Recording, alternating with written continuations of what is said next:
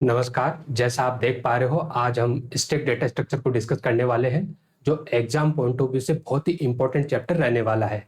Specially जब competitive exam की बात करते हैं, तो कॉम्पिटिटिव एग्ज़ाम में कम से कम 2 से लेके 4 सवाल तक स्टैक डेटा स्ट्रक्चर में से हमेशा ही पूछे जाते हैं।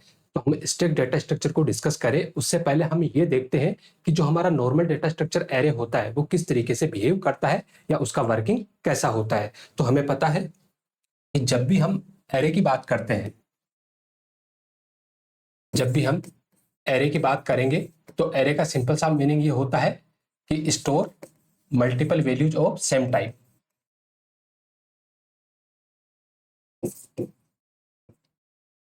ऑफ सेम टाइप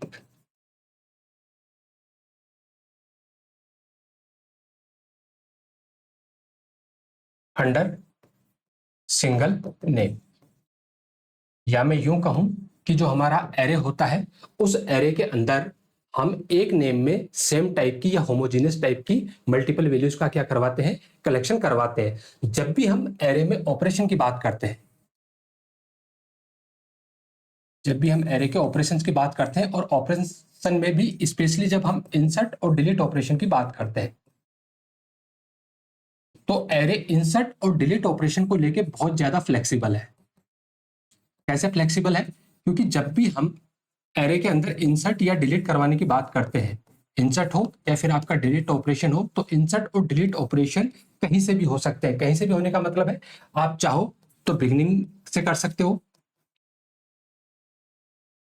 आप चाहो तो एंड से इस काम को कर सकते हो, और आप चाहो तो मिडिल से भी इस काम को कर सकते हो, या मैं यूं कहूं कि किसी भी स्पेसिफाइड पोजीशन से आप इस काम को कर सकते हो।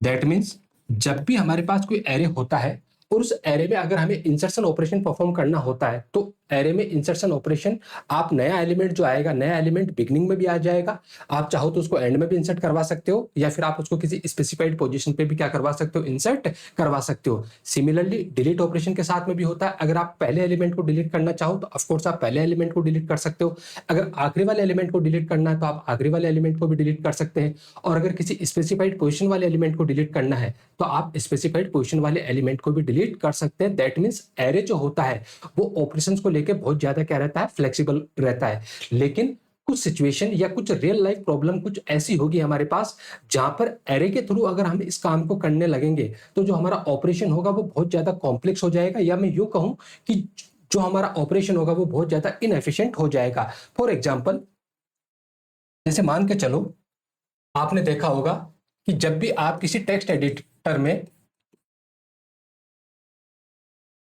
अंडू ऑपरेशन की बात करते हो, तो बेसिकली होता क्या है, अंडू ऑपरेशन में जो सबसे लास्ट एक्शन होता है उस लास्ट वाले एक्शन को क्या कर दिया जाता है, रिमूव कर दिया जाता है। यही तो होता है जब आप कंट्रोल जेड की प्रेस करते हो तब। ऐसे ही जब आप किसी भी एक्सप्रेशन को इवेलुएट करने की बात करते हो, तो एक्सप्रेशन की इवेल्युएशन में भी अगर आप एरे जैसे डेटा स्ट्रक्चर का यूज करोगे तो ऑपरेशन बहुत ज्यादा कॉम्प्लेक्स हो जाएगा। इसके अलावा जब आप फंक्शन कॉल की बात करते हो, जब आप फंक्शन कॉल की बात करते हो तो फंक्शन कॉल में होता क्या है कि जो लास्ट फंक्शन कॉल होता है, जो लास्ट फंक्शन कॉल होता है वो सबसे पहले क्या होता है, फिनिश होता है। जो सबसे लास्ट फंक्शन कॉल होगा वो सबसे पहले क्या होगा, फिनिश होगा। और ये सेम काम हमें किस में देखने को मिलता है, रिकर्सन में भी यही काम हमें देखने को मिलता है कि एक फंक्शन अपने आप को कॉल करता रहता है बार बार, लेकिन जहां पर आखिरी स्टेज से उसने अपने आप को कॉल किया था वो फंक्शन मेमोरी से सबसे पहले क्या होगा, बाहर होगा, या मैं यूं कहूं कि उस फंक्शन का जो प्रोसेसिंग है वो सबसे पहले क्या होगा, फिनिश होगा।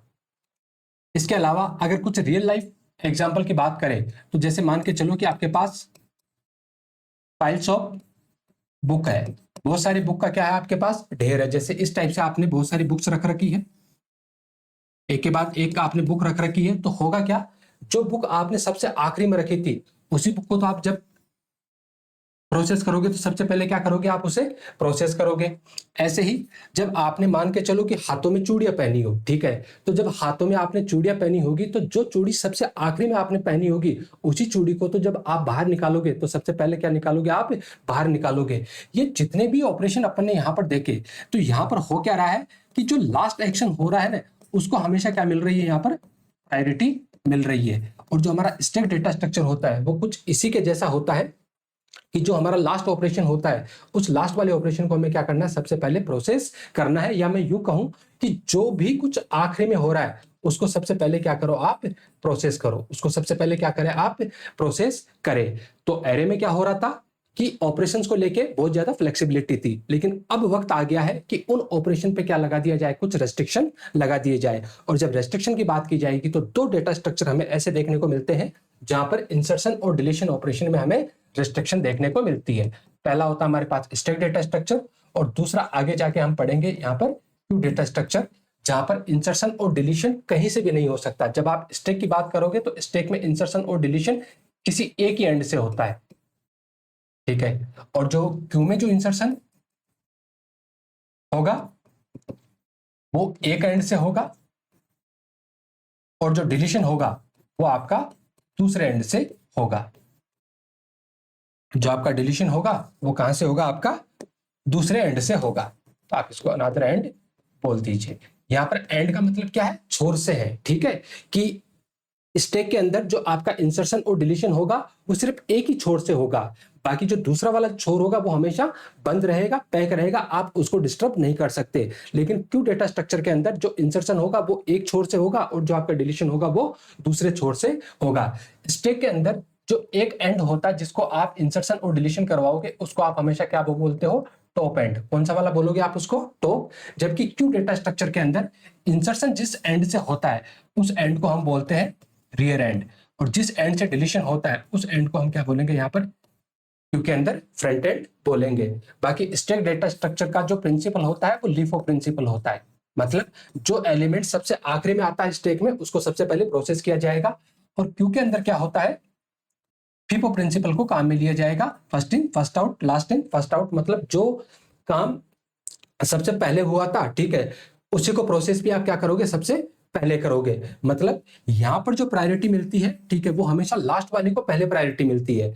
और जो स्टैक डेटा स्ट्रक्चर होगा उस स्टैक डेटा स्ट्रक्चर के अंदर जो फ्रीक्वेंट में जो काम हुआ है उसको सबसे पहले क्या होगी, यहाँ पर प्रायोरिटी मिलेगी। तो अब हम देखते हैं स्टैक डेटा स्ट्रक्चर को डिटेल में कि स्टैक कैसे काम आपका करने वाला है। तो देखो, जब भी आप स्टैक डेटा स्ट्रक्चर की बात करोगे तो स्टैक सिमिलर टू एरे एक आपका लीनियर डेटा स्ट्रक्चर ही होता है। तो stack is linear data structure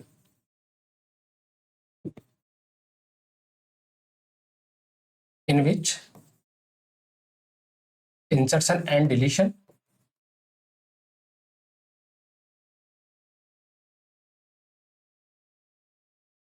operation are done only at one end called top of the stack। मतलब स्टैक के अंदर जो इंसर्शन और डिलीशन ऑपरेशन होगा वो किसी एक ही एंड से होगा, और जिस एंड से होगा उस एंड को हम क्या बोलेंगे, यहाँ पर स्टैक का टॉप बोलेंगे। ध्यान रखना, स्टैक डेटा स्ट्रक्चर के अंदर in stack the last added element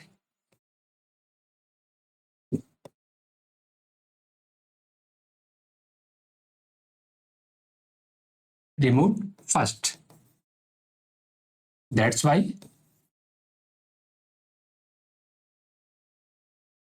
stack is also called LIFO type list। stack is LIFO type list। इसका मतलब ये हुआ कि जो हमारा स्टैक है उस स्टैक का जो प्रिंसिपल है वो कैसा हो जाएगा, यहाँ पर LIFO टाइप। जो इसका प्रिंसिपल है वो कैसा हो जाएगा, LIFO। तो LIFO का फुल फॉर्म आपको देखने को मिलेगा लास्ट इन फर्स्ट आउट। ठीक है, आगे होगी बात समझ में कि जो स्टैक हमारा होता है उसमें इंसर्शन और डिलीशन किसी एक ही एंड से होगा, जिस एंड से होगा उसको हम क्या बोलेंगे, टॉप ऑफ द स्टैक। ध्यान रखना, जो आपका स्टैक है उस स्टैक का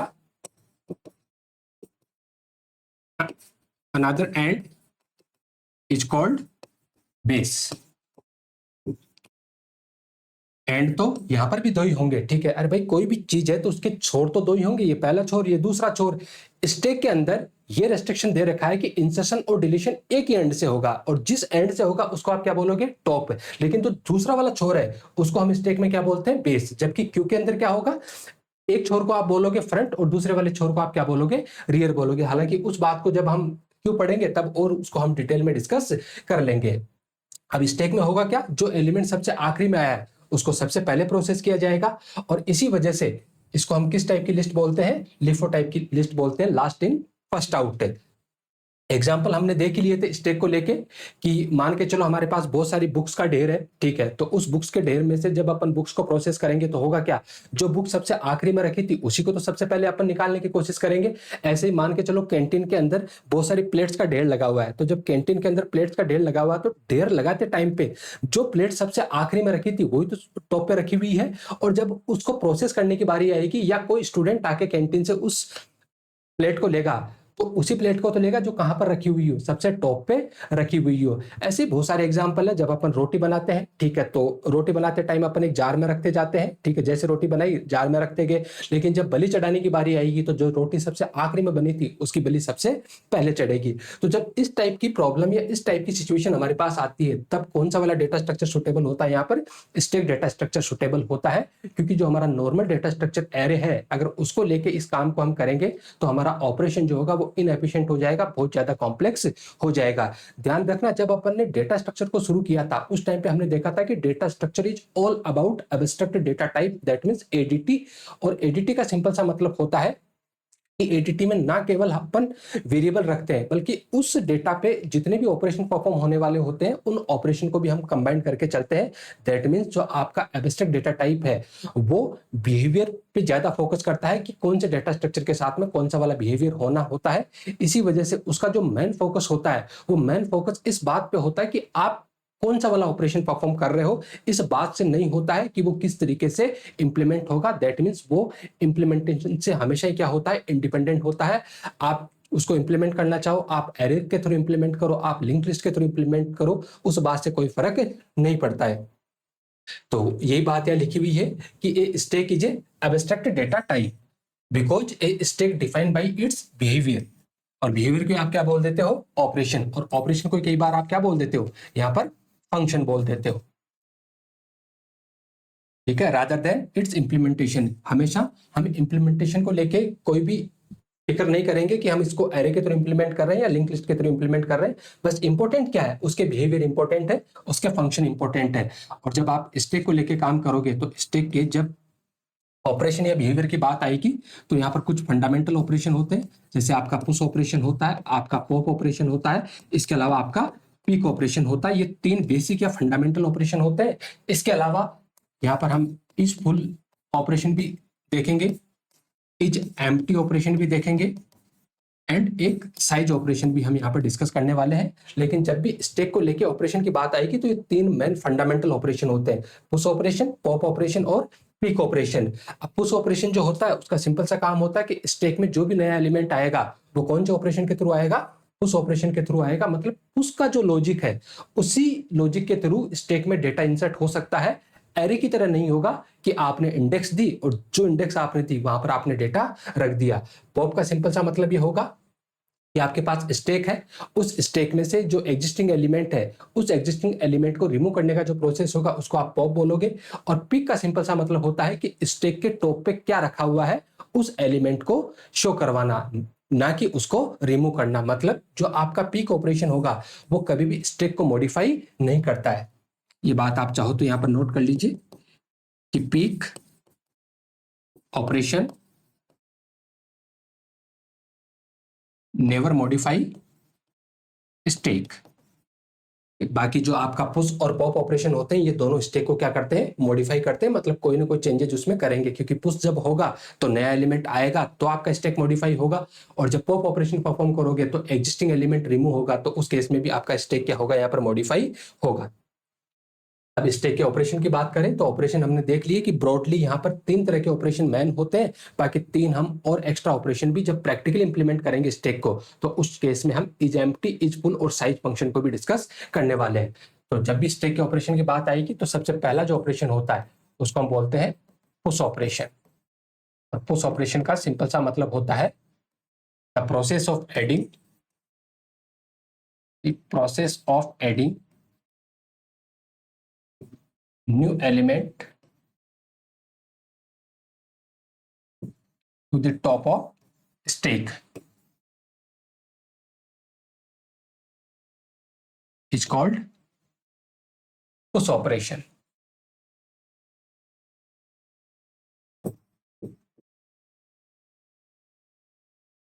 दूसरी बात आपको ध्यान रखनी है कि whenever push operation is performed,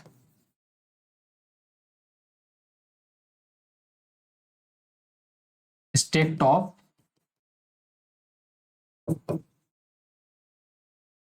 is increased by 1.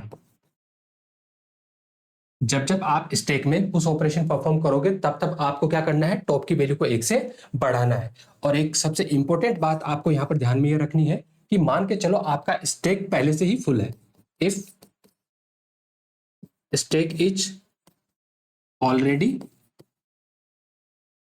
Full and push operation is performed, then this situation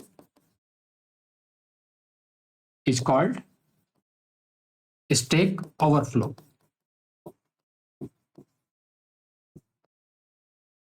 ठीक है, ध्यान रखना आपको कि मान के चलो आपने स्टैक आपका जो है वो पहले से भरा हुआ है और फिर भी आप उसमें पुश ऑपरेशन परफॉर्म करने की कोशिश कर रहे हो, तो क्या ये मुमकिन है? नहीं, बिल्कुल भी मुमकिन नहीं है. आपका स्टैक की जितनी कैपेसिटी ही थी वो कैपेसिटी पूरी की पूरी क्या है, यहाँ पर फुल है. और फिर भी आप अगर नया एलिमेंट ऐड करने की कोशिश करोगे तो इस सिचुएशन को हम क्या बोलते हैं, स्टैक में ओवरफ्लो वाली सिचुएशन बोलते हैं. हालांकि स्टैक का जो एल्गोरिथम है वो जब हम इसको इंप्लीमेंट करेंगे उस टाइम पे हम देखेंगे उस ऑपरेशन को लेके जो एल्गोरिथम है. अगला जो ऑपरेशन आएगा वो हमारे पास पॉप ऑपरेशन आएगा.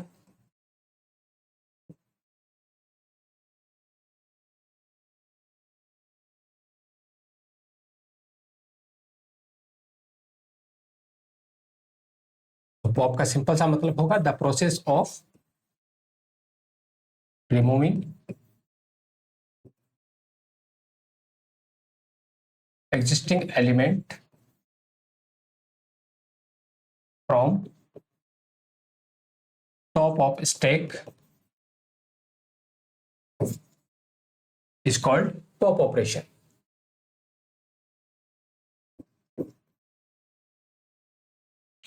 जब जब हम पुश ऑपरेशन परफॉर्म करते हैं तब तब हम टॉप की वैल्यू को 1 से बढ़ाते हैं. जब जब हम पॉप ऑपरेशन परफॉर्म करेंगे टॉप की वैल्यू को 1 से कम करेंगे. तो whenever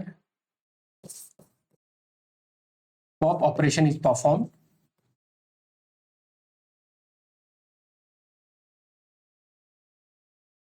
stack top is decreased by 1. जब जब आप स्टैक में पॉप ऑपरेशन परफॉर्म करोगे तब तब टॉप की वैल्यू को क्या करना है, आपको 1 से कम करना है.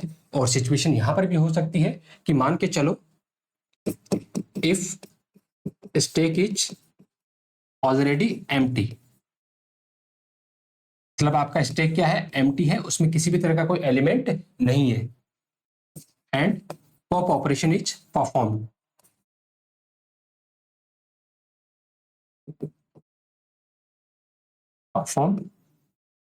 तो इस सिचुएशन को हम क्या बोलेंगे, this situation is called stack underflow.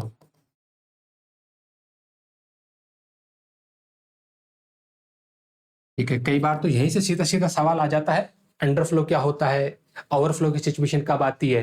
तो ओवरफ्लो की सिचुएशन कहां पर आएगी, पुश ऑपरेशन में, क्योंकि आपका स्टैक फुल है, उसमें नए एलिमेंट के लिए स्पेस अवेलेबल नहीं है, तो आपका क्या आ जाएगा, ओवरफ्लो की सिचुएशन.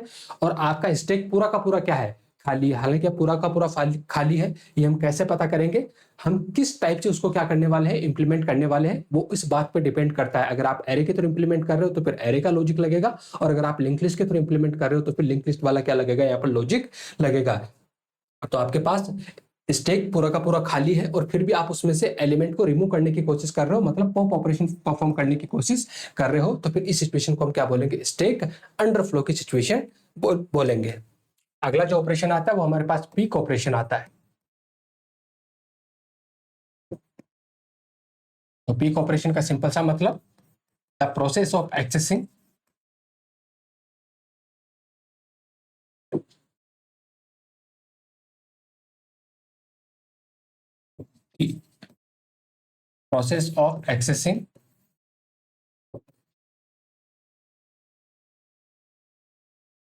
top element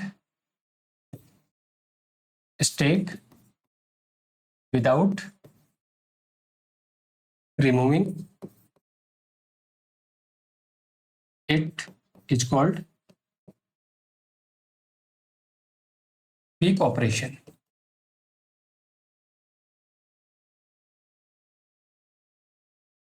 ठीक है, ध्यान रखेंगे in peak operation,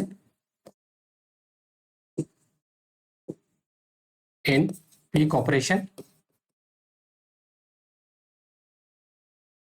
stack never modify। End of course जब आप पीक ऑपरेशन परफॉर्म करोगे तो उससे पहले भी आपको क्या करना पड़ेगा, अंडरफ्लो की सिचुएशन को तो चेक करना ही पड़ेगा। क्यों? क्योंकि पीक ऑपरेशन तभी परफॉर्म हो सकता है जब स्टैक में क्या रखा हुआ हो, कंटेंट रखा हुआ हो। अंत तक रुके, उसके लिए धन्यवाद आपका। अगली क्लास में हम एरे के थ्रू स्टैक का इंप्लीमेंटेशन देखेंगे और साथ में हम पुश पॉप पीक की एल्गोरिथम भी डिस्कस करने वाले हैं। धन्यवाद।